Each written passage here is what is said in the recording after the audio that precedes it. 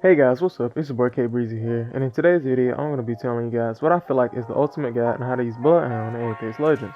Bloodhound is my favorite character in Apex Legends, and I'm excited to share the tips and tricks that I've acquired over the time while using them.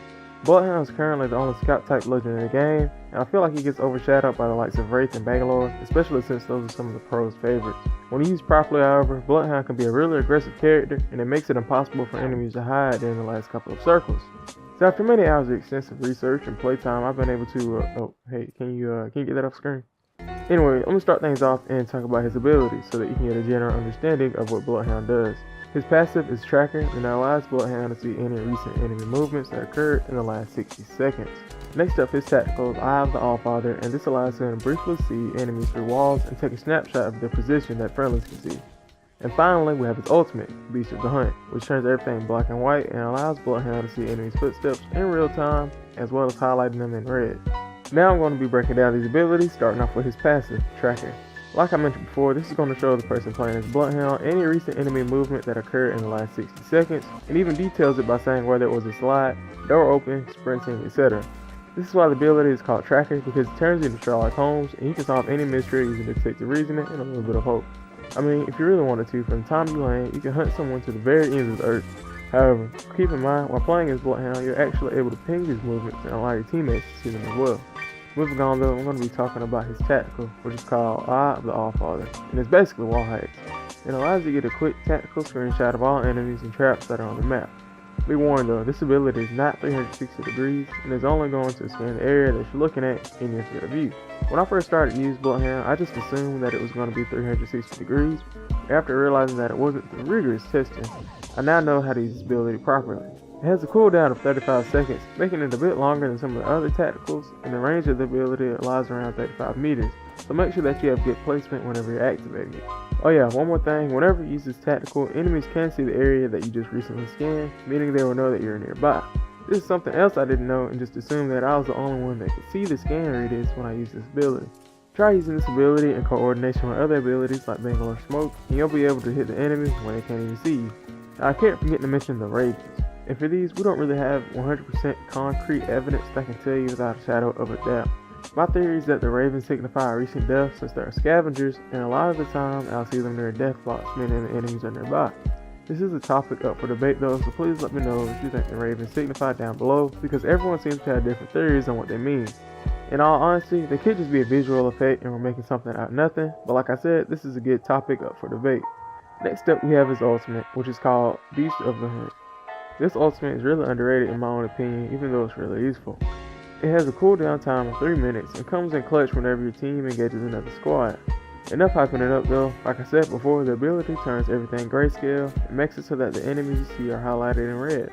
In addition to this, while the ability is active, you receive a 25% movement speed buff, and along with this, a heightened vision mode, which is going to last for 35 seconds.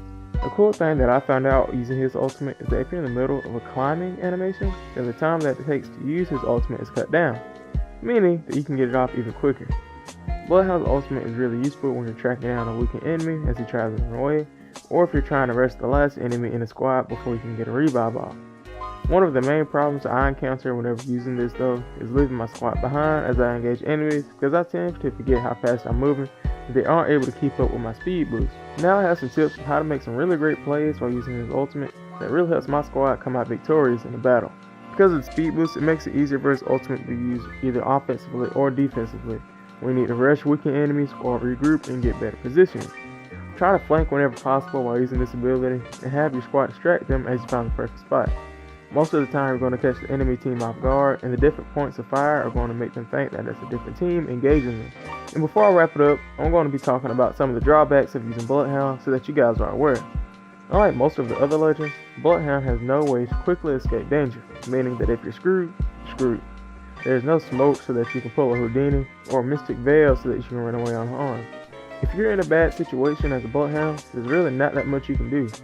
I mean, you can use his ultimate and use his speed boost to get away, but if it's not on board, you're just going to be stuck between a rock and a hard place. I feel like this makes sense though, because if you're using Bloodhound properly, then you should be the one that has good positioning on the enemy. But yeah guys, that's all I have to say regarding Bloodhound. He's really fun to use and have a great time using him in tandem with my teammates' abilities. If I forgot to mention anything that you felt like should have been in the video, please let me know down below, because like I said in the beginning, I tried to include everything that I could think of, but sometimes things get left off. If you're new to the channel, feel free to subscribe, and be sure to comment down below, let me know what you think, or what I should make a video about next. I really do enjoy reading all of the comments, it helps me come up with some new video ideas. Thank you guys so much for watching, and as always, it's your boy KB, signing off. Peace.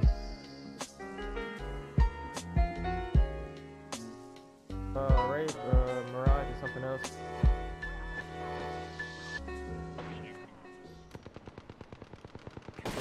Yep, they're seeing us. Run towards their team, I think. Yeah. Oh, I'm lagging so bad. Lifeline right here. Blue armor. She got me weak as hell. Other people are on top of the hill. Reloading. Come in. To your right. Knock the lifeline. To your right, Trevor. To your right. They're on top of that hill. Eliminated. Last squad's on top of that hill.